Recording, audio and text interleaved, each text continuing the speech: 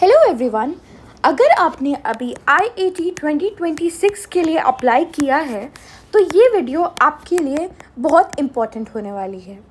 Officially window for selective document upload application form में अभी open है, जो कि 13 जून से लेकर और 21 जून तक पोर्टल पर एक्टिव रहेगी। ये टाइम आपके लिए क्रिटिकल है, क्योंकि अगर आपके डॉक्यूमेंट्स में कोई गलती हुई और आपसे अभी ये डेडलाइन मिस हो गई तो आपकी एप्लीकेशन बिना किसी वार्निंग के सीधा रिजेक्ट हो सकती है। इसलिए बिना किसी टाइम वेस्ट किए देखते हैं कि आपको एग्जैक्टली क्या करना है। अब सबसे पहले एक सबसे बड़ा कंफ्यूजन दूर कर लो। ये पूरे एप्लीकेशन फॉर्म को एडिट करने की विंडो नहीं है। ये एक टारगेटेड लिमिटेड टाइम पोर्टल है, जहां आप सिर्फ कुछ स्पेसिफिक डॉक्यूमेंट्स और क्रिटिकल फील्ड्स को ही अपडेट कर सकते हो। इसमें आती है 3 मेन चीज़ें। सबसे पहले कैटेगरी सर्टिफिकेट। अगर आपका OBC, NCL, EWS या SC/ST सर्टिफिकेट गलत था तो उसे अभी सही फॉर्मेट, सेंट्रल फॉर्मेट के साथ आप रिप्लेस कर सकते हो।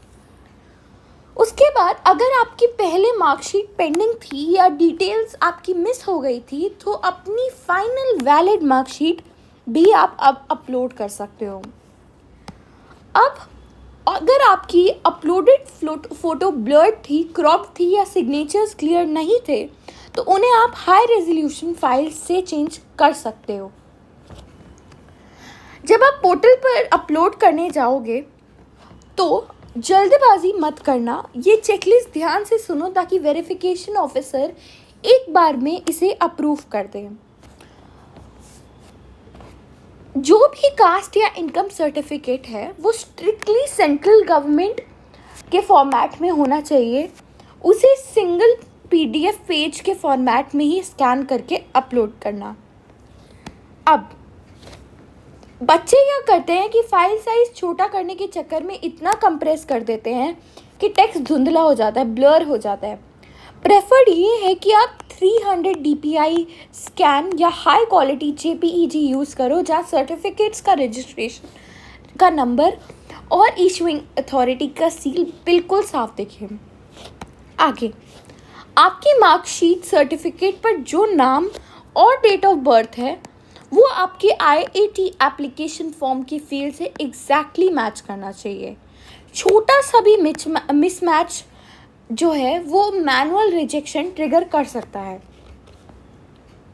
अब बात करते हैं उन 3 सबसे बड़ी गलतियों की जिनकी वजह से पिछले साल बहुत से बच्चों का फॉर्म रिजेक्ट हो गया था। फर्स्ट, ऑफिशियल ब्रोशर में एक स्पेसिफिक कट ऑफ डेट दी होती है। अगर आपके OBC, NCL या EWS सर्टिफिकेट उस डेट से पहले की बनी हुई है तो उसे अपलोड मत करना, वरना आप सीधा रिजेक्ट हो जाओगे। Next, blurred photos, blurred previews. Upload करने के बाद स्क्रीन पर जो प्रीव्यू का ऑप्शन आता है उसे 100% जूम करके खुद पढ़ के देखो। अगर आपको सील या रोल नंबर क्लियर नहीं दिख रहा तो वेरिफिकेशन ऑफिसर को भी नहीं दिखेगा, तो you should redo the scan. Next, in ignoring the confirmation.